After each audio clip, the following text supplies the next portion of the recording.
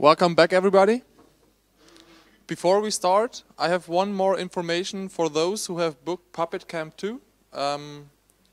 From 15 o'clock, you can grab your, you can check in for Puppet Camp at the in the lobby upstairs, and you will get your voucher for the dinner tonight. So just you know it for your information. We will continue now with Kris Buytaert. And a talk about on how to go from ConfigManagementSucks to I love config management. Right, thanks. First of all, apologies. I'm the guy who has been disturbing pretty much every talk with some bad coughing.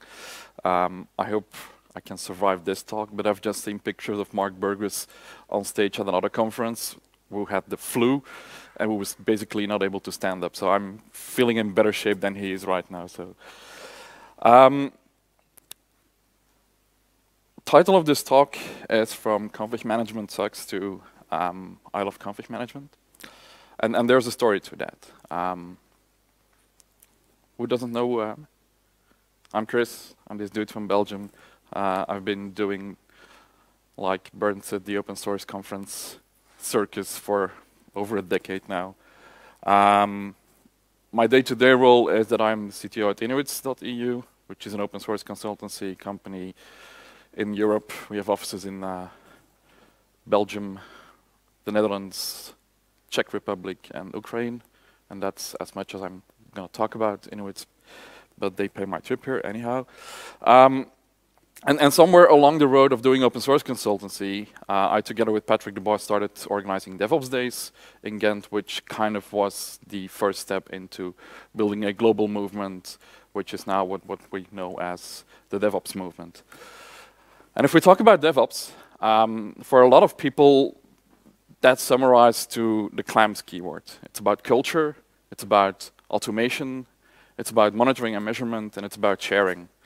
And if I said this is part of a series, then some people might have seen my talk from Packaging Sucks to Packaging Love, which I gave last year at Linux Conference in Düsseldorf. You might have seen my talk at OSMC about from Monitoring Sucks to Monitoring Love. And then this is actually the third part in the sequel. But while I was writing the talk, I figured, well, it probably should only be a three-part series. Part 3, well, the next part being about how bad culture is in a lot of organizations. Because I realized that I never actually ran into a situation where I found that config management sucked. So in order to be able to give you this talk, I needed to take a step back and talk to people who genuinely thought that config management sucked for them. So I had to get to talk to some of the naysayers, to some of the people who didn't want to adopt config management, or to the actual really, really late adopters. As Christian just said in our talk, every good talk should start with a question. So who of you is not using config management yet? Okay, I think I'm done here. We can. Is lunch ready? I'm also going to start a bit talking about history, how we got to where we are today. And why do we study history? I could have said old farts. I didn't replace this yet. It was there already. But because we have to learn from what we did before, what we did 5 to 10 years ago, and what mistakes we make back then. And if we look at history, when I first started doing operations work, installing a Linux machine was something which you did with a CD, with an ISO, which you then installed, and you configured stuff on the machine, set up your services, and then suddenly you realized, hey, I need another instance of these for another customer. And what you needed to do was install it again, do the exact same changes, and you realized that that was not going to scale. So we came up with solutions like Mondo Rescue, which pretty much took you a full image backup, which you then could burn onto an ISO, and which you could install. That evolved into being able to do that from a network using tools like System Imager, where we're building golden images, which we were then shipping over the network to the nodes that needed to be deployed. And that's where we started building a baseline a small image, just an operating system. System Imager used to have, anybody in here used System Imager? Okay, so some old people in here, sorry. System Imager used to have a feature which was called the overrides, which was basically just a tree which was mapped on top of the image, where the small deltas between the different instances were being kept. And it was really good for fast deployment. We could deploy machines, I'm talking about early 2000s now, in somewhere less than 10 minutes on bare metal, and they were fully operational. The biggest part then still the SCSI disks booting up, and that still is today our biggest slow point. We could use stuff like BitTorrent to distribute the images or use multicast, and it was pretty interesting. But what we also learned there is that once you ship such an image and once the machines start living, that people start making changes to those images. And you don't know how to track those changes. And you cannot prove that a machine which you deployed 3 weeks ago and a machine you deploy now is going to be in exactly the same state. And when you're building large-scale platforms, clusters, high available setups, you want to make sure that you are deploying stuff in the same consistent state. So we started having the problem of image sprawl. People were copying around images, initially for physical machines, later for virtual machines. And the standard policy promoted by a bunch of vendors was you just take this big blob of data and you copy it around. And that one vendor is still promoting that practice today. They still keep telling you don't need to take control of what you're deploying, just copy it around. And whatever will happen.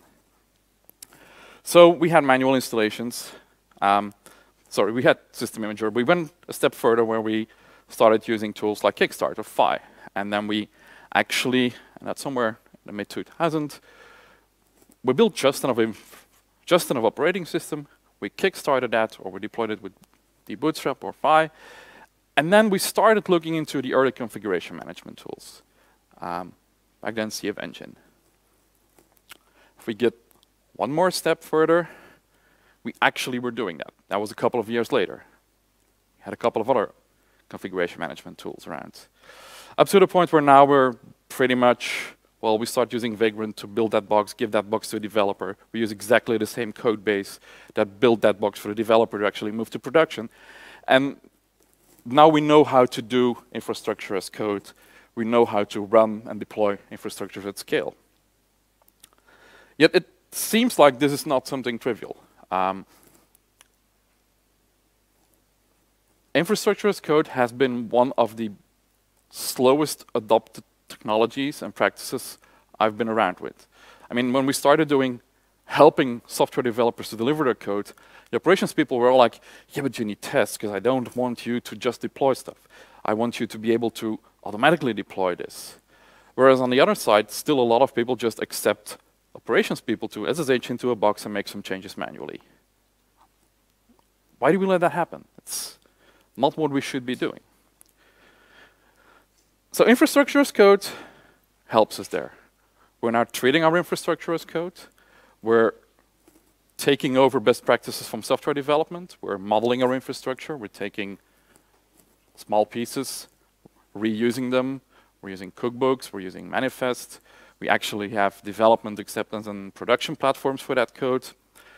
And now we can actually define a working service in our infrastructure as the combination of the actual application code, infrastructure code, in combination with security and monitoring, all automated.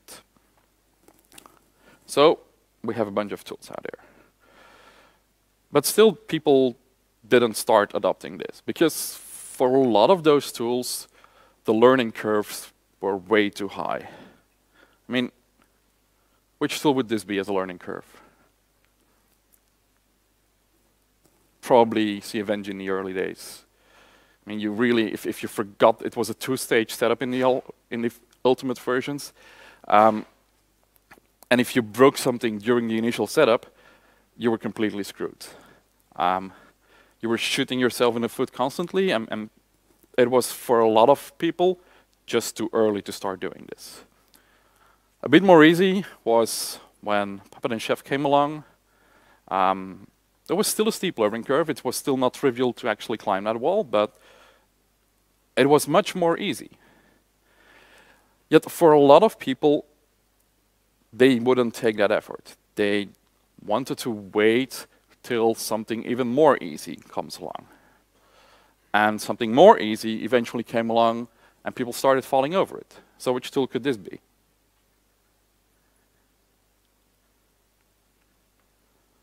It's so easy, you can...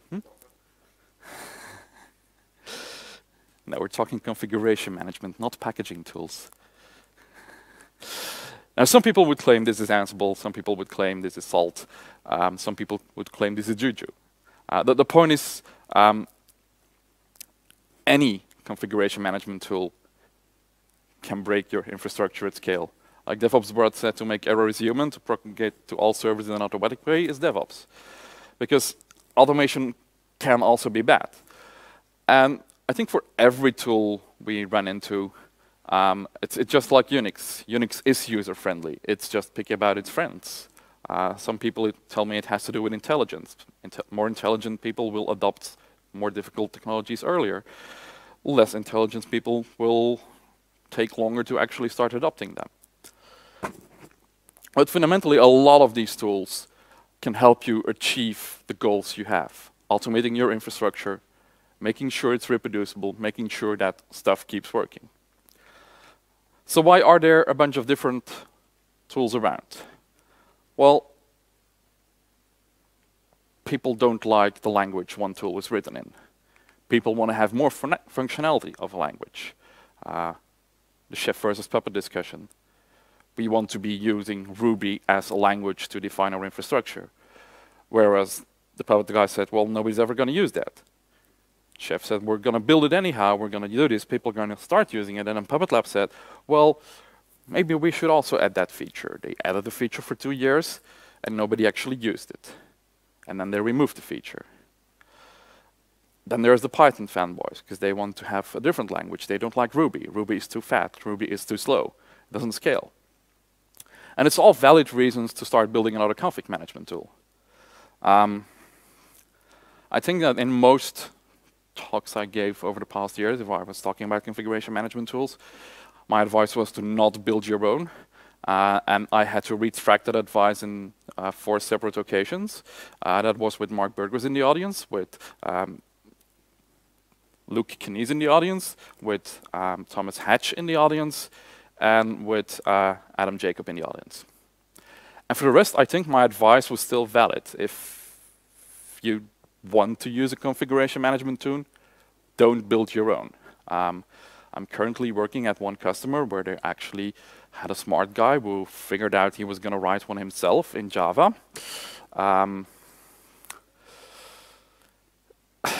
Yeah. So now there's this one tool. The colleagues that needed to take over created a smart logo for it. So it's a pile of shit. And the main problem is nobody knows how it works. The guy left, and they have some form of config management. It's completely GUI driven. It doesn't work. So yes, if you're in that kind of situations, configuration management does suck, because that kind of tool is not configuration management. One of the main reasons why people did not adopt configuration management is because software development is hard. A lot of people ended up in this trade because they like solving problems with machines.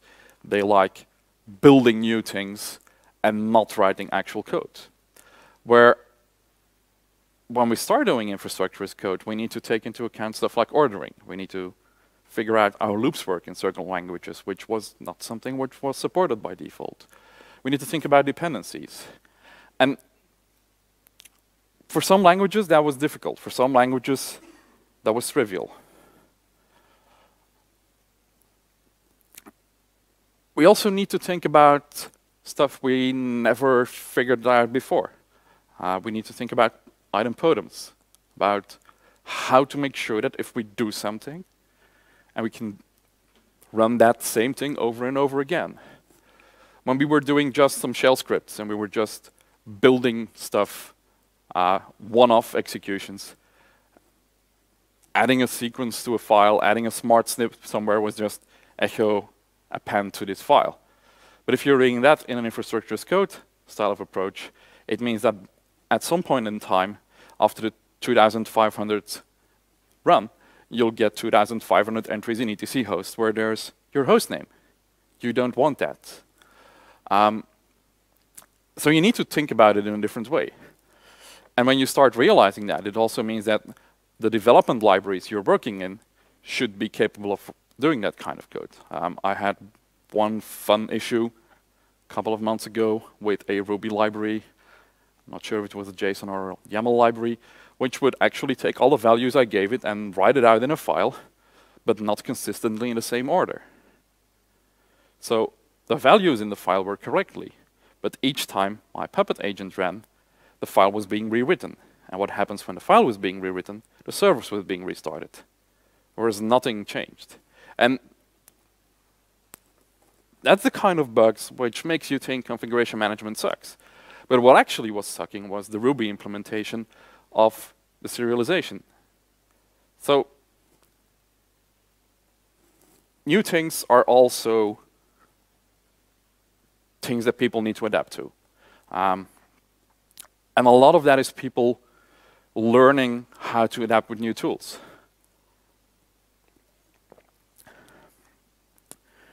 So let me tell you a couple of stories which I had to experience over the past couple of years. When you go into an old school ops department and you tell them they're going to start doing Puppet or Chef, this is the kind of reaction you get. So you want me to write code? Yeah, you've been writing code for ages, like Shell, Perl, Python.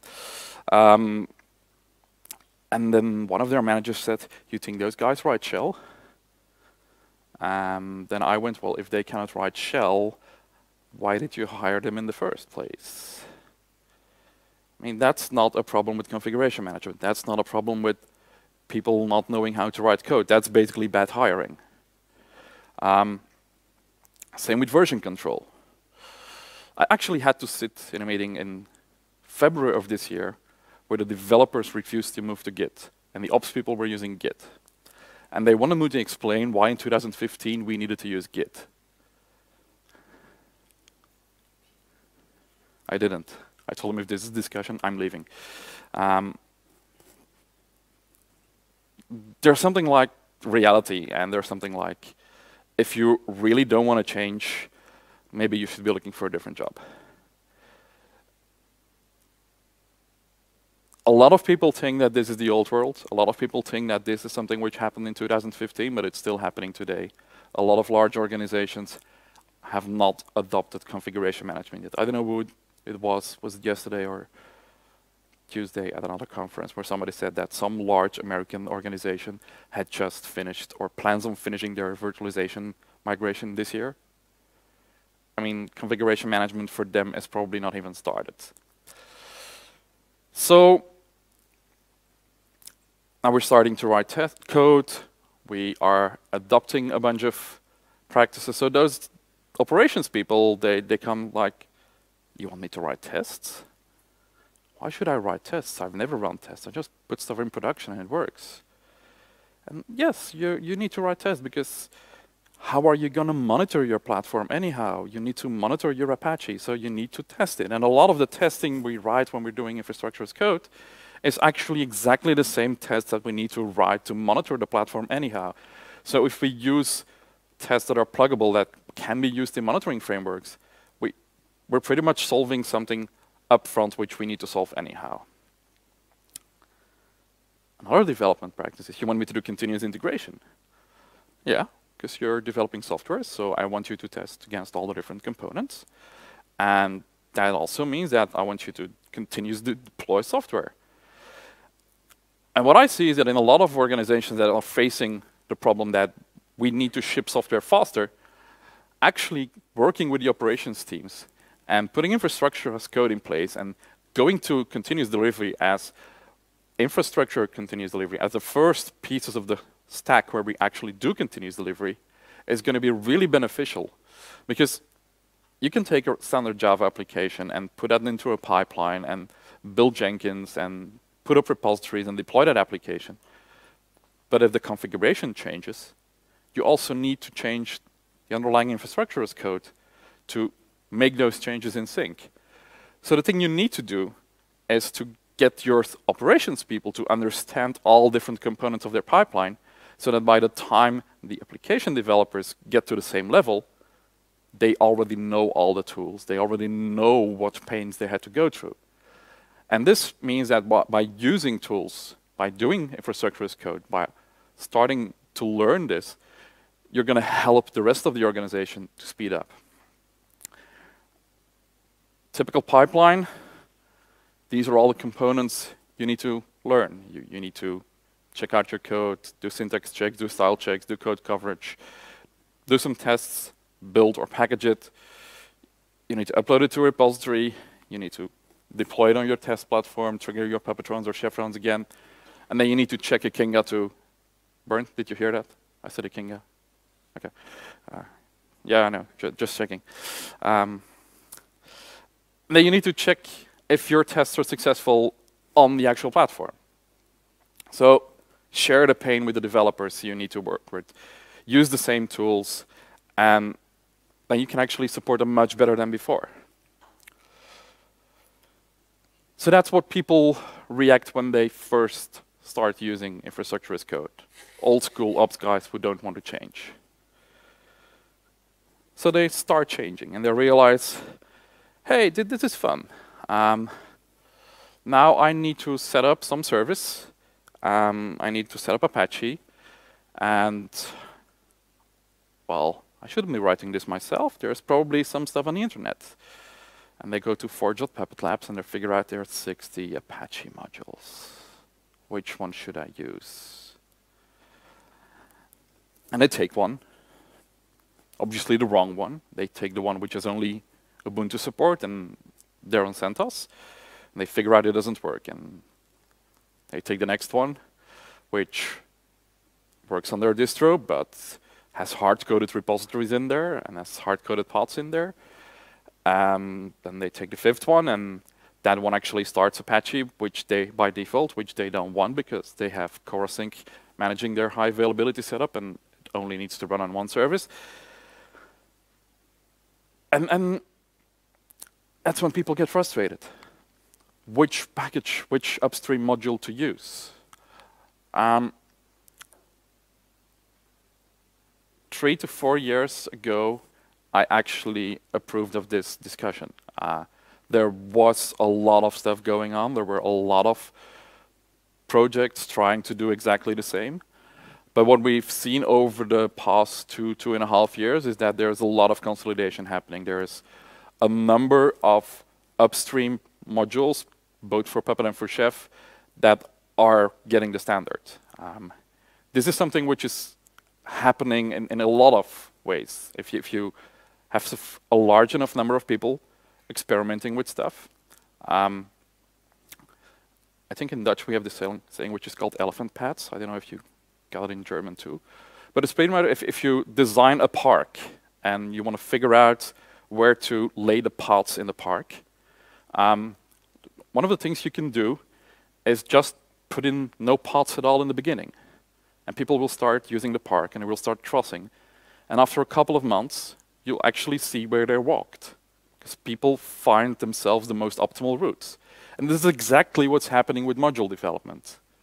You see that a lot of people are working together now on a really good Apache module. There's really good MySQL modules. There are really good other modules for other tools.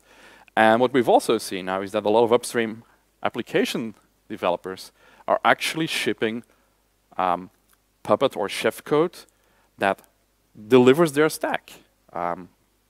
Elasticsearch is delivering really good Puppet modules for both Logstash, Elasticsearch, and their whole ecosystem.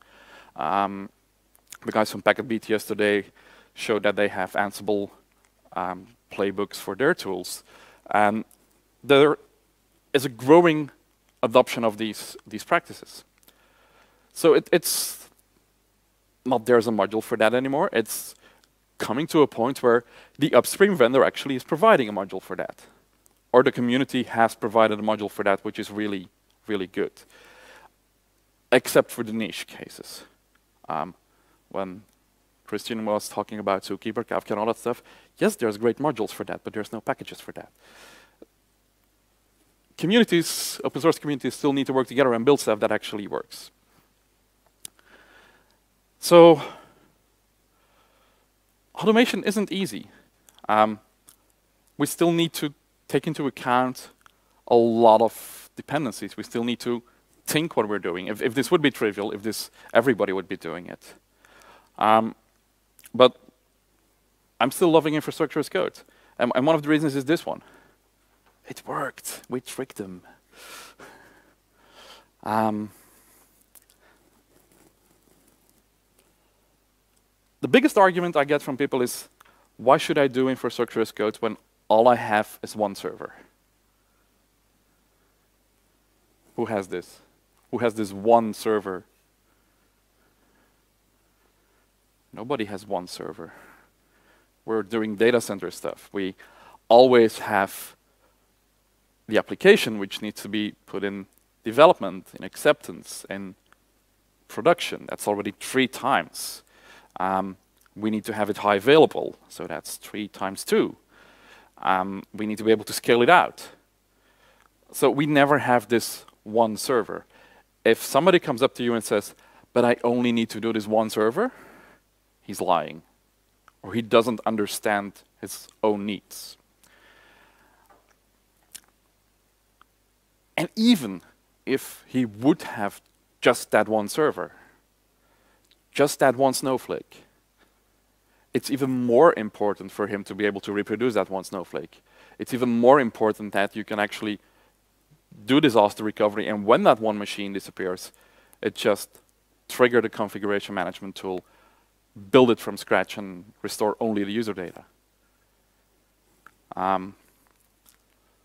We had a customer a couple of years ago who we said, well, we don't want to build your stuff because you don't want to spend the extra half day for us to actually automate it. They insisted and blah, blah, and we said, look, well, we'll do this the quick and dirty way, but basically this is not how we work. We'll make this one exception. So 9 months down the road, everything is fine. And suddenly we get a phone call. Yeah, our server is gone. Well, what do you mean our server is gone? Yeah, our server is gone. You know, when we deliver service, we want you to monitor it when this, and you didn't want us to do that. Yeah, but I cannot access my server. Okay. So you go talking to his ISP. Yeah, of course we destroyed the server. He didn't renew his contract. Okay. So what's next? Can you restore it? Nope. Can you rebuild it? Nope. When was the last time you took a backup? About 2 weeks. Okay, that's fine. And luckily what we did is we actually refused to work the way he worked. We actually had written the Puppet code to build a server because it would solve more problems for us in the longer run. So when they finally bought a new machine online, we could quickly restore it because we actually had done the work. And since then they actually agreed to work our way because it saved them so much time. People say that configuration management tools lack features. And the biggest feature people miss is orchestration. Who thinks orchestration is one of the biggest missing features in a lot of tools? Who's using any kind of orchestration tool? What are you using? mCollective. What kind of use case do you have for mCollective?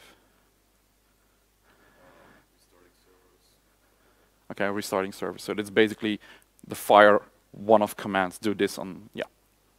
That's one case of orchestration. Yeah, we have a similar setup. We used to do a lot of mCollective, but since Ari left, well. The one-off tooling, where you do this on 20 machines, that's a relevant use case. the bigger argument people get is, yes, but I need to be able to first deploy my database, then deploy my application, then do this, and then do that. And configuration management tools do not help me there. Well, I'm not sure if configuration management tools or even any tool at all should help you there. That's an architectural design mistake. That means that your applications are not resilient.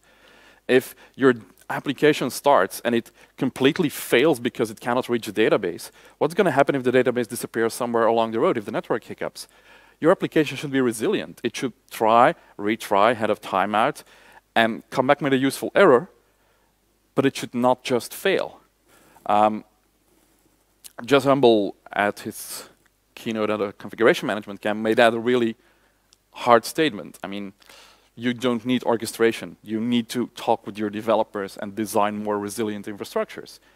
If you have smaller services that depend on each other, they should assume that sometimes stuff might go away.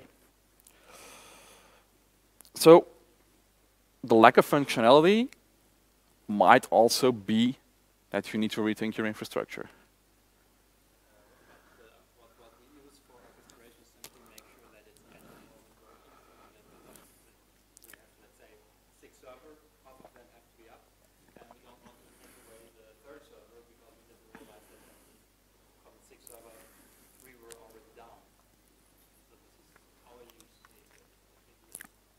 That's a potential use case indeed. I use high availability frameworks for that.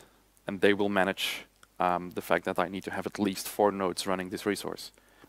And that's another thing where you need to use a different tool for a different job. Configuration management and high availability frameworks are going to need to work together. We're going to see evolutions where tools like Mesos and Kubernetes are going to define the minimal number of nodes we're going to need to run for a specific service. 5 years ago, we were doing exactly the same with processes using CoroSync and Pacemaker. Now it's moving to a much more complex distributed system algorithm. But in a way, there's different ways to tackle that. So it could be a design variant, or it could be a design error. But your application should be more resilient. And then you can build that in different ways. One of the other thing I had to fight, well, not really fight, when people said they didn't want to adopt infrastructure as code and configuration management, is that we're going to do no ops anyhow, where we're going to just deploy on some public SaaS and it's all going to be solved. Well, who do you think manages those machines? What do you think these guys are using? You just outsource the problem. It's not that it doesn't exist. It's not that those people say, we're not using any kind of configuration management, or we don't use this kind of stuff. A quiz question.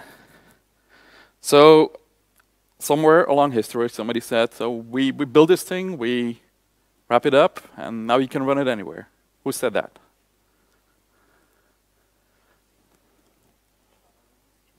Yeah, the Java guys in 1996, when they announced Duke. Build once, run everywhere.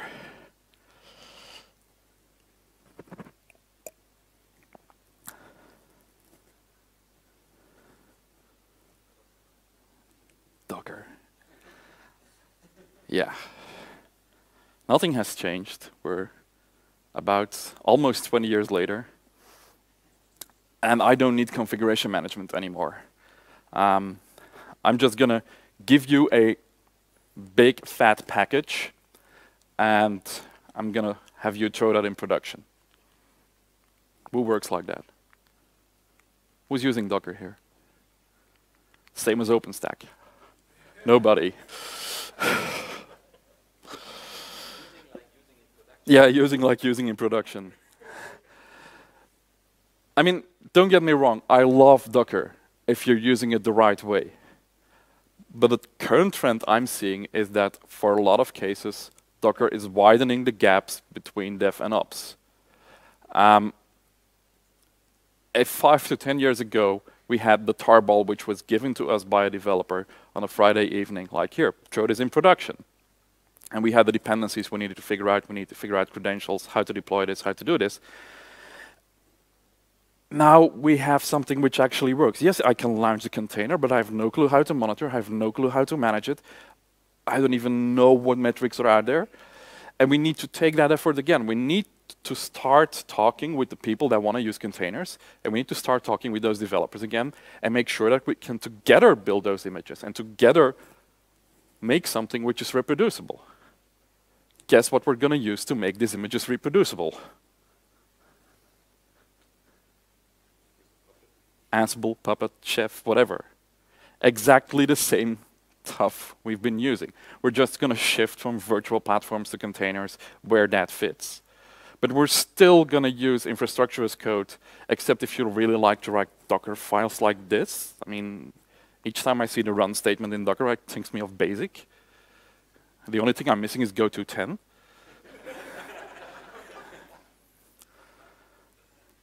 We're still going to need to do this. Docker is slowing down DevOps adoption because now we're going to need to do the exercise all over again. But it's going to happen. We're going to talk with developers and build these containers together. And then we're going to have, by the time we reach that, Docker will probably be ready to be monitored and managed in production over different networks at scale. This is what it was for me. I never hated configuration management. I had grown through the problem of having to manage 10, 20, 40, 200 machines manually. I knew what the pain was. And for a lot of young people, they've never seen the pain. They've never had to do that because they've always had tools in place that did that for them. One of my favorite interview questions to young people is, if I ask you how to deploy 400 machines, how would you start that? And a lot of them just go, I use Puppet. Okay, and if you do that with a senior guy, you get a completely different feedback because they have seen how we did that ages ago. And because of that evolution, for a lot of people, infrastructure as code and configuration management was love at first sight and not something we've hated. It's something that has helped us doing our job better. And I hope that for you guys, that's the same. Bernd, is lunch ready? Because I'm done here. Well, then we still have 5 minutes for questions. You have a question?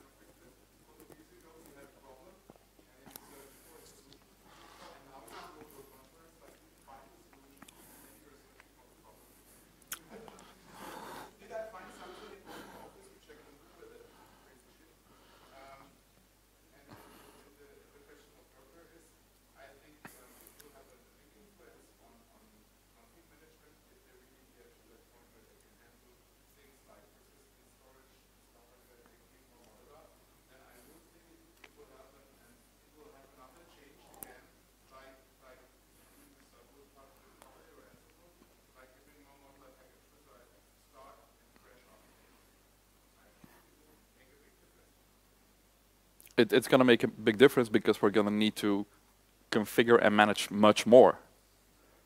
I mean, if Garrett Rushgrove has awesome slides on where we went from physical machines to virtual machines, and now we've gone from physical machines and virtual machines to physical machines and virtual machines with containers. And it's just exploding. And we need to figure out how to manage those at scale. And infrastructure as code has been helping us to go from one step to another. And now we need to go to yet another step. The thing that I've seen there is that we've still not used the powers of infrastructure as code to their maximum. Part of that comes back to what Nigel was saying yesterday. This is Europe. How many people do actually have cattle? 1 guy, 2 people, 3 people have cattle. The rest have pets. And Docker will force us to go to cattle.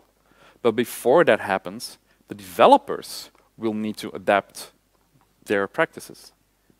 They need to start building much more stateless application. They need to really move to microservices. And it's going to take time.